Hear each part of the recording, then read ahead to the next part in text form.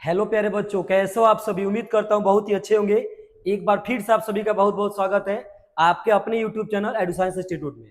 तो प्यारे बच्चों, आज हम लोग कक्षा 10वीं की एक महत्वपूर्ण डेरिवेशन को करने वाले हैं, जो कि बोर्ड एग्जाम में 3 नंबर या 5 नंबर का आता है। अवतल दर्पण में सिद्ध करें कि F=R/2। एक उत्तल दर्पण में भी आता है, या कभी कभी बोर्ड एग्जाम ऐसे पूछ देता है कि गोलीय दर्पण में सिद्ध करें कि F=R/2। तो प्यारे बच्चों, फिजिक्स में, भौतिकी में 5-7 जो है महत्वपूर्ण डेरिवेशन है, जिसको एक एक करके हम लोग करने वाले हैं। तो चलिए इसको पहले करके देखा जाए, फिर हम उत्तल दर्पण में भी देखेंगे। तो प्यारे बच्चों, कह रहा है कि अवतल दर्पण में सिद्ध करें कि F=R/2। तो पहले हमको एक अवतल दर्पण लेना होगा। तो चलिए एक अवतल दर्पण हम बना लेते हैं। पहले एक अवतल दर्पण हम यहाँ पे ले लेते हैं। एक अवतल दर्पण लेने के बाद ये इसका एक प्रिंसिपल एक्सिस मतलब मुख्य अक्ष हो गया या प्रधान अक्ष हो गया। ठीक है प्यारे बच्चों, ये क्या हो गया जी? मुख्य अक्ष हो गया।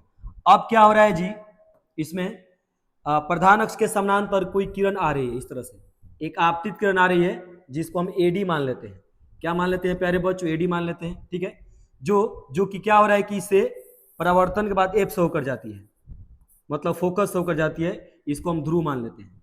ठीक है बाबू, जब हम लोग प्रकाश के परावर्तन के नियम पढ़ रहे थे तो आपको पता है कि ये जो हो गई आपतित किरण, ये हो गई परावर्तित किरण। तो आपतित किरण परावर्तित किरण पे एक हम लंब डाल रहे थे, और लंब डालने के बाद ये हमारा आपतन कोण आई हो जा रहा था, और ये आर, और ये दोनों बराबर होता है। परावर्तन के नियम से आपतन कोण और परावर्तन कोण दोनों क्या होते हैं प्यारे बच्चों? बराबर होता है। तब हमने क्या करना, उसी तरह से जब एक लंब इस पे हम डालेंगे तो लंब जो है बाबू क्या होगा कि हमारे, ठीक है, वक्रता केंद्र सी से क्या होगा? वक्रता केंद्र क्या होगा जी? सी पे से जा करके मिलेगा। तो चलिए हम डॉट लाइन से एक लंब डाल देते हैं ऐसे। ठीक है, लंब डालने के बाद बाबू यहाँ पर देखेंगे हमारा दो कोण बन गया। ठीक है जी, एक कोण को हम बाबू किससे इंडिकेट करेंगे? आई से इंडिकेट करेंगे। किससे जी? आई से। और एक को आर से। ये हो गया हमारा आपतन कोण, ये क्या हो गया जी? परावर्तन कोण। ठीक है, तो चलिए आगे देखा जाए। अब इसको आप लिख भी सकते हो। ठीक है, इसको मान लेते हैं, माना कि एमएन आप लिख सकते हो ऐसा मान करके कि माना कि एमएन एक अवतल दर्पण है ना, जिसमें पीसी प्रधान अक्ष है, ऐसा मान के अब जो इसमें चीज है उसको आप लिख सकते हो। ठीक है, चलिए तो इसको आप लिख लेना। हमको यहाँ पर केवल इस चीज को समझना है कैसे हो रहा है। चलो जी, आपको पता है कि ध्रुव से सी की जो बीच की दूरी होती है बाबू, उसको हम लोग क्या कहते हैं? आर कहते हैं। वक्रता त्रिज्या यानी कि उसको हम लोग आर कहते हैं। और पी से एफ की बीच की जो दूरी होती है बाबू, उसको हम लोग फोकस दूरी यानी कि एफ कहते हैं। इतना लिखने के बाद अब जरा ध्यान दीजिएगा आप लोग। आपको पता है बाबू परावर्तन के नियम से, ठीक है, आपको क्या चीज पता है जी? आपको परावर्तन के नियम से पता है, परावर्तन के नियम से बाबू पता है आपको, परावर्तन के नियम से बाबू पता है आपको कि कोण आई इज इक्वल टू कोण आर। मतलब कि आई क्या हो गया आपका? आपतन कोण हो गया, और आर क्या हो गया आपका? परावर्तन कोण। आपको पता ही है। तो देखिए बाबू, आई को हम इंडिकेट करने के लिए कैसे लिख सकते हैं? आई को बताने के लिए हम लिख सकते हैं कोण ए डी सी। क्या लिख सकते हैं जी हम लोग? कोण, या हम ऐसा करके इसको लिख सकते हैं, या कोण ए डी सी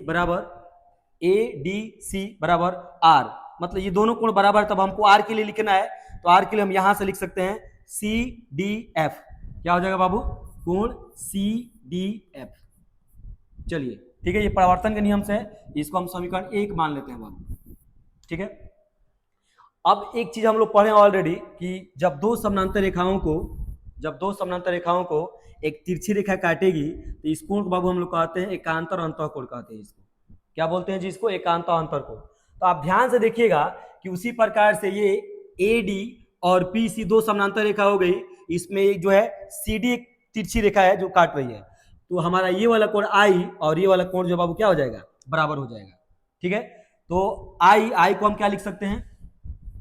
आई को क्या लिख सकते हैं बाबू हम लोग? आई को हम लिख सकते हैं कोण ए डी सी। कोण क्या हो जाएगा? A D C. प्यारे बच्चों देखोगे ध्यान से जरा, ए डी सी बराबर क्या हो जाएगा? अब हमको इस ई वाले कोण को लिखना था, इसको लिखने क्या लिख सकते हैं हम लोग? D C F. क्या लिख सकते हैं जी हम लोग? कोण डी सी एफ। ये समीकरण 2 हो जाएगा। और ये भी हमको यहां पर लिखना पड़ेगा ब्रैकेट में, एकांतर अंतःकोण से, एकांतर अंतःकोण से। ठीक है, ऐसा ही हमको लिखना पड़ेगा। अब समीकरण 1 और 2 को लेकर चलोगे आप, समीकरण ध्यान से देखेंगे जरा, समीकरण 1 और 2 से बाबू, समीकरण 1 और 2 से, समीकरण 1 और 2 से जब हम लेकर तुलना करेंगे तो एडीसी से एडीसी हट जाएगा, हमारे पास ये बचेगा, ऊपर क्या बचेगा, कोण सीडीएफ। क्या बच गया बाबू, कोण सीडीएफ बराबर में क्या बचेगा, नीचे वाला बचेगा कोण डीसीएफ। ये हमारे पास बच गया प्यारे बच्चों, ठीक है। अब हम देख रहे हैं कि यहां पर कोण सीडीएफ, कोण सीडीएफ मतलब ये वाला कोण, और फिर हमारा है डीसीएफ, डीसीएफ, सीडीएफ यानी कि ये वाला कोण, और डीसीएफ यानी कि ये वाला कोण, ये दोनों कोण बराबर हो गया। तो ध्यान दीजिएगा, आपको पता ही है कि जब किसी त्रिभुज में, है ना, दो कोण समान हो, दो कोण समान हो तो उसके आमने सामने की भुजा भी क्या होती है, बराबर होती है। जब ये दोनों भुजा बराबर हो जाएगी तो बाबू ये क्या हो जाएगा, समद्विबाहु त्रिभुज हो जाएगा। अगर हम लोग इसको निकाल लें बाहर, सी डी एफ को बाहर निकाल लें, तो अगर हम सी डी एफ को बाबू बाहर निकाल लें तो इसमें क्या हो जाएगा, हमारा एक समद्विबाहु त्रिभुज हो गया, तो इसमें सी एफ और पी एफ क्या हो जाएगा, दोनों बराबर हो जाएगा। चलिए जी फिर इसको देखा जाएगा, हम देखते हैं क्या हो रहा है, ठीक है।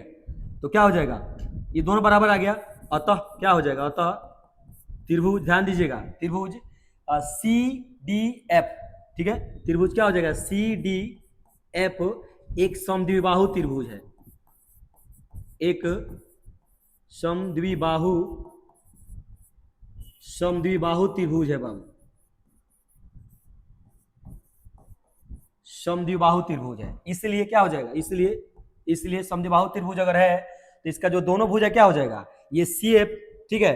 अगर किसी त्रिभुज में दो कोण बराबर हो तो सामने आमने सामने का भुजा क्या होता है, बराबर होता है।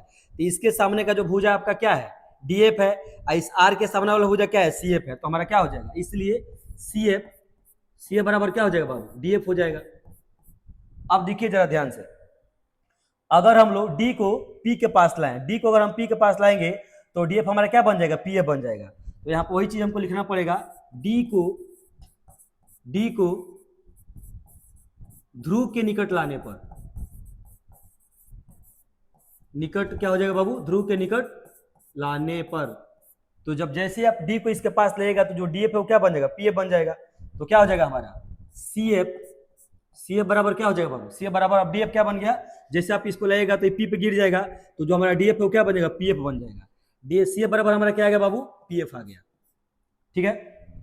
चलिए जी अब हम आगे जब बढ़ेंगे, थोड़ा सा आगे बढ़ते हैं हम, तो आपको पता है चूंकि एक चीज आपको पता है बाबू, चूंकि क्या पता है आपको, पीसी यहाँ पर हम फिगर में ध्यान से अगर देखें तो ये पीसी जो है, यहाँ से यहाँ तक पीसी जो है वो किसके बराबर है, पीएफ प्लस सीएफ के बराबर है। ये जो पीसी है किसके बराबर है बाबू, यहाँ से यहाँ तक पीएफ प्लस सीएफ। तो क्या हो जाएगा हमारा, पीसी बराबर क्या हो जाएगा बाबू, पीएफ प्लस क्या हो जाएगा जी, सीएफ हो जाएगा। अब एक चीज और हम यहाँ पर हमारे नीचे आया हुआ है कि सीएफ और पीएफ दोनों बराबर है। तो जब सीएफ और पीएफ बराबर है हमारा, ठीक है, जब सीएफ और पीएफ दोनों क्या है, बराबर है, तो यहाँ पर हम सीएफ के जगह पे एक और पीएफ ले सकते हैं। तो आगे जब जाएंगे हम लोग तो क्या हो जाएगा बाबू, पीसी बराबर पीएफ प्लस क्या हो जाएगा, पीएफ, ठीक है।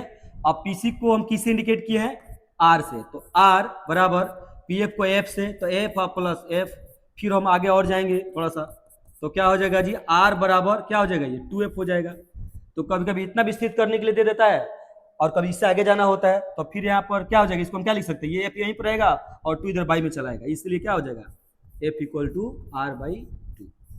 ये प्रूफ हो गया। तो ये बहुत ही आसान सा डेरिवेशन था, उम्मीद करता हूँ आपको अच्छे समझ में आया होगा।